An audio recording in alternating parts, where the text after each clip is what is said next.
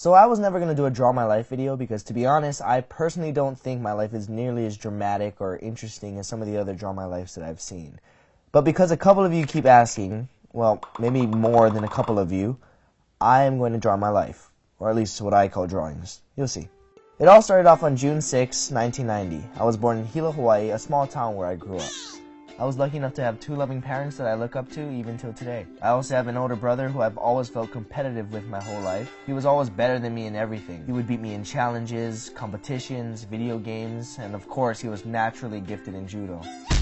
See, judo played a big part in my family, being that both my brother and I pretty much did it our whole lives. Well, at age 5, when I first started, I hated judo because I was terrible at it. My brother, on the other hand, was like a judo club star pupil. All of our senseis, or teachers for those of you that don't speak French, loved him. I was probably on the exact opposite side of the spectrum. Anyway, my brother would almost always win at every tournament we entered, while I, on the other hand, would be lucky to place third. Out of 3 people, that is. I remember specifically hearing at a tournament a man say, "Oh, this is the younger Higa, not the good one." But I couldn't even get mad because it was true. Anyway, in elementary school, from kindergarten to 5th grade, I really don't remember much. All I can remember is that I hated judo, and I had the hugest crush on a girl. Not gonna say her real name, but let's call her Nicole. I was pretty much in love with Nicole, or at least what a 7-year-old thinks love is, but I was too shy and scared to say anything to her. Until years later, but we'll come across that later. After 5th grade, I moved schools for middle school. 6th grade was specifically a terrible year for me. Not only did I lose all my friends because it was a new school, but because it was a charter school, we all had to take tests to see where we would be placed, I guess, and for some reason I got placed with the older kids. At the time, I thought this was a good thing because I thought older kids would think I'm cool because I skipped a grade. However, it was pretty much the opposite. So this is the part of the story that most of you don't know about because I never really addressed it publicly, but I know a lot of you watching this can relate. So I got bullied. A lot. You know, nothing really crazy, just your typical getting pushed down to the ground, being made fun of for no reason. And yes, I remember every single one of them, including the worst of them. Again, not gonna use a real name, but we'll call him Richard. Because as you know, another name for Richard is Dick. See, Dick was such a Richard to me that I'd actually make excuses to my mom why I couldn't go to school, or why I needed to change schools. So I was hating life at the time and wondering why someone so mean could be so popular by picking on me. It even got to the point where I had some darker thoughts at the time that I think most, if not all, teenagers go through at some point in their lives. Or perhaps it was just puberty messing with my head, I don't know. However, I was able to stick it out, and I actually found a way to end the bullying on my own terms. I noticed that the reason Dick was bullying me was to make people laugh, so I figured that if I could make them laugh and become the funny guy, they would stop treating me like I was less than them. And surprisingly, it worked. Every time they made fun of me, I ran with it, and I made fun of myself even more than they could. Kind of like that last rap battle that Eminem did in 8 Mile, except that movie didn't exist at the time, so he pretty much stole my idea. It's all good though, me and Eminem are like best friends forever now. Not really. I still didn't have many friends, but at least I wasn't getting bullied anymore.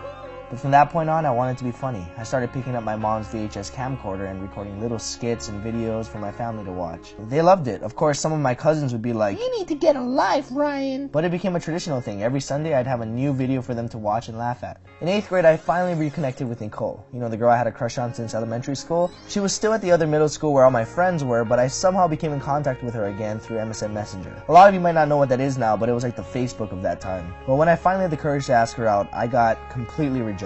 No explanation, no excuse, just a straight up no, nothing more. And I'm not gonna lie, that bothered me for a long time. It didn't just make me sad, it made me very unconfident. It was devastating to me at the time. Then high school came around. Up until that point, I considered myself a complete loser. I always saw myself as less than everyone. Nicole got a boyfriend, I was less than him. My old elementary school friends had found new friends that they became close with, I was less than them. My brother, who had just left for college, not only left high school with honors, but he ended up placing 2nd in the state for high school judo, which, as you know, in my family is a big deal, so yeah, I was less than him too.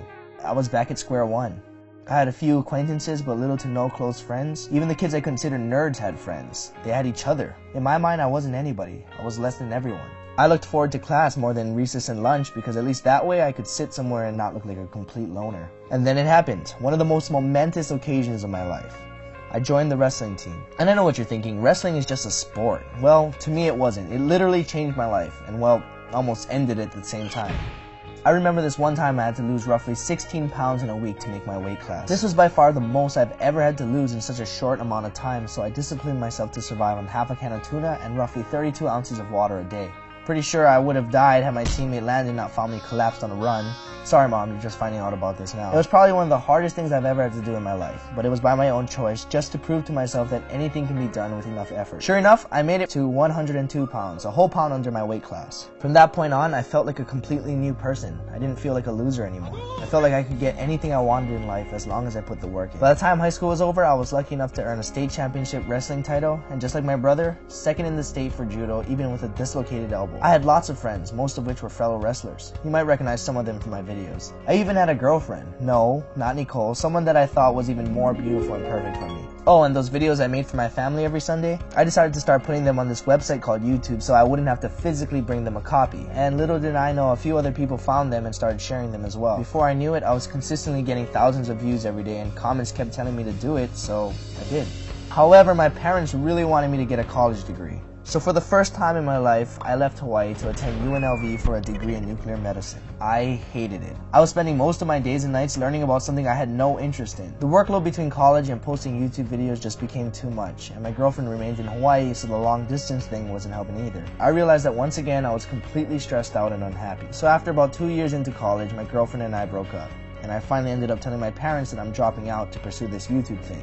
It took a little while, but to my surprise, they became completely supportive. And because of that, thanks to my parents, thanks to wrestling, thanks to my bullies, thanks to not only the good but the bad experiences in my life, and of course thanks to all of you watching right now, I am who I am today because of all of you. Like everyone, I still go through highs and lows, but ultimately, I'm completely happy. This is my real life story. No, I'm not telling you this because I want to brag about my life or because I want you to feel sorry for me because I was bullied when I was younger or whatever. I'm telling you this story because I know for a fact that there are a lot of you watching this right now that are going through the same things I went through when I was younger. And I wanted to let you know that life will get better if you choose to make it better. It's okay to be sad and angry now and then. There are some things that may be out of your control, like a bully that picks on you or a boy or girl that rejects you or even a sibling that outshines you.